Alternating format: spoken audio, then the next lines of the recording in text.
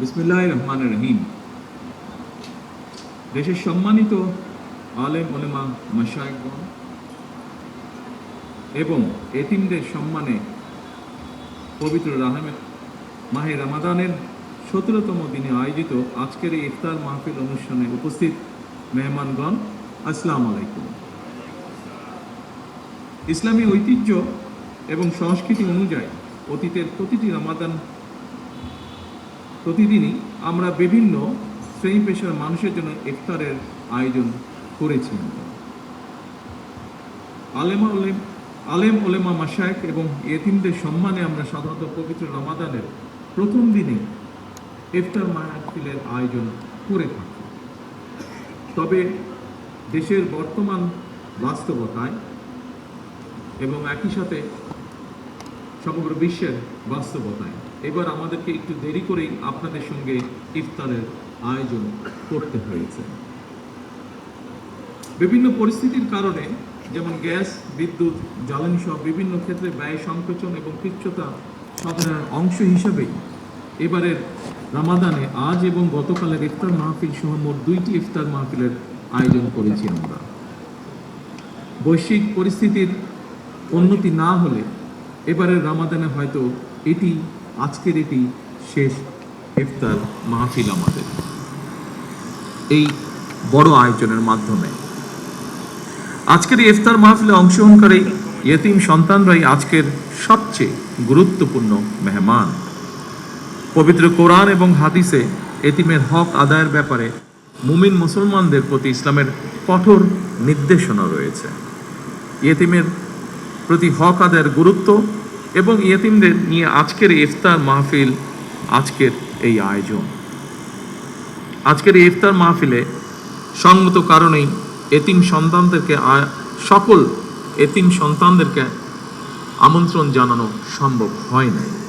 তবে এতিমদের ব্যাপারে রাষ্ট্র এবং সরকারের দৃষ্টিভঙ্গি তুলে ধরার ক্ষেত্রে এই ইফতার মাহফিল অবশ্যই একটি প্রতীকী তাৎপর্য বহন করে। এই ইফতার মাহফিলে এতিমদের প্রতি বিত্তবানদের দৃষ্টিভঙ্গি এবং দায় দায়িত্ব পালনের ব্যাপারে একটি ইতিবাচক বার্তা দিবে বলে আমি ব্যক্তিগতভাবে দৃঢ়ভাবে বিশ্বাস করি।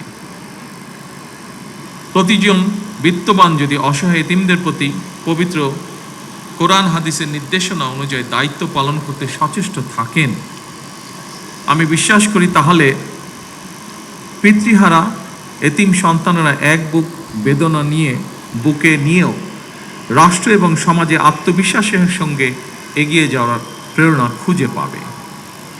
সম্মানিত সুধীবৃন্দ, পবিত্র রমাদান ত্যাগ এবং সংযমের মাস, রহমত, বরকত, সংযমের মাস। অথচ অপ্রিয় হলেও সত্য, রমাদান মাসকে আমাদের ভেতরে কেউ কেউ লোভ মাস হিসাবে বানিয়ে ফেলে। পবিত্র রমাদান মাসেও যারা অশুদ্ধ পন্থা অবলম্বন করছে, আপনাদের প্রতি আমার বিনীত আহ্বান, অনুগ্রহ করে আপনারা মানুষকে কষ্ট দেবেন না। সম্মানিত আলেম ওলেমা মাশায়েখবৃন্দ, ইসলামের 5টি ভিত্তির আরেকটি হচ্ছে জাকাত, যেটি অত্যন্ত গুরুত্বপূর্ণ। দেশে জাকাত ব্যবস্থাপনা নিয়ে আমি আমার একটি চিন্তার কথা আপনাদের সঙ্গে শেয়ার করতে চাই। ইসলামের বিধান অনুযায়ী আমাদের সমাজে অনেকে বিত্তবান নিজ উদ্যোগেই জাকাত দিয়ে থাকেন। কেউ কেউ সরকারের জাকাত বোর্ডের মাধ্যমেও জাকাত পরিশোধ করে থাকেন। বিভিন্ন গবেষণা রিপোর্টে দেখা গিয়েছে প্রতি বছর বাংলাদেশে এই জাকাতের পরিমাণ প্রায় 20 থেকে 25,000 কোটি টাকার বেশি হয়ে থাকে। কেউ কেউ এর পরিমাণ আরো অনেক বেশিও বলছেন। তবে সুপরিকল্পিত এবং সুসংগঠিতভাবে জাকাত বন্টন না করায় বিত্তবান ব্যক্তির জাকাত আদায় হয়তোবা হয়ে যাচ্ছে, কিন্তু জাকাতের অর্থ দারিদ্র বিমোচনে কতটা ভূমিকা রাখতে সক্ষম হচ্ছে, এটি মনে হয় একটি বেশ বড় প্রশ্ন।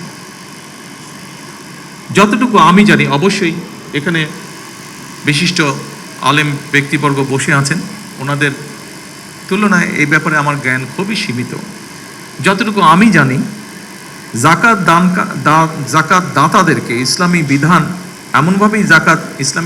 এমনভাবেই জাকাত বন্টন উৎসাহিত করে যাতে একজন জাকাত গ্রহীতা প্রথম বছর জাকাত গ্রহণ করার পরের বছর আর জাকাত গ্রহণ করা যেন না লাগে, না প্রয়োজন হয়।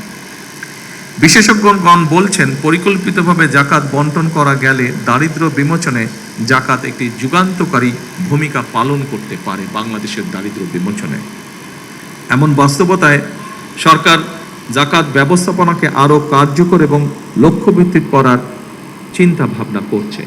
এ ব্যাপারে আজকে এখানে যারা বিশিষ্ট আলেম ব্যক্তিগণ উপস্থিত আছেন, আপনাদের সহযোগিতা ব্যক্তিগতভাবে আমি কামনা করছি। সম্মানিত সকল উপস্থিতিগণ, ধনী দরিদ্র সব মিলিয়ে দেশে বর্তমানে পরিবারের সংখ্যা প্রায় 4 কোটির মতো।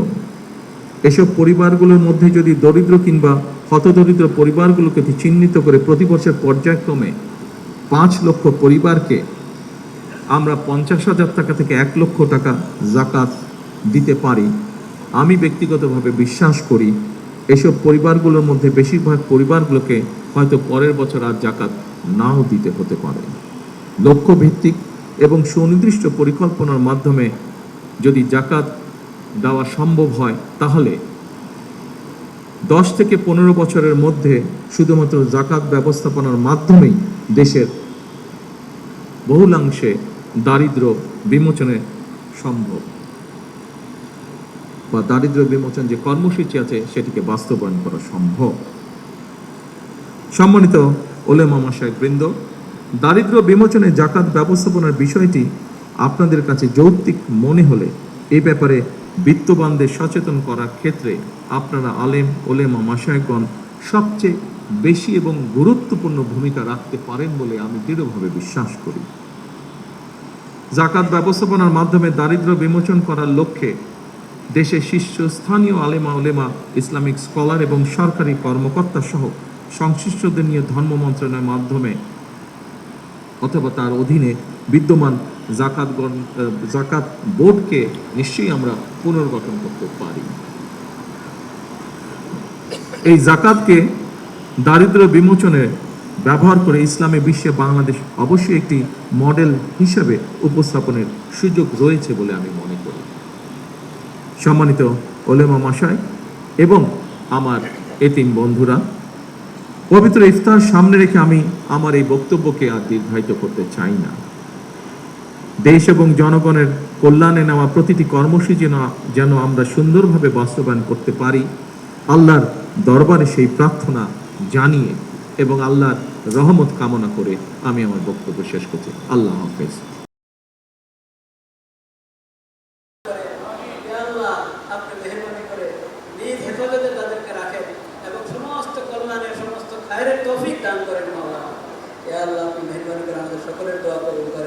سبحان ربك رب العزة عما يصفون وسلام على المرسلين والحمد لله رب العالمين آمين برحمتك يا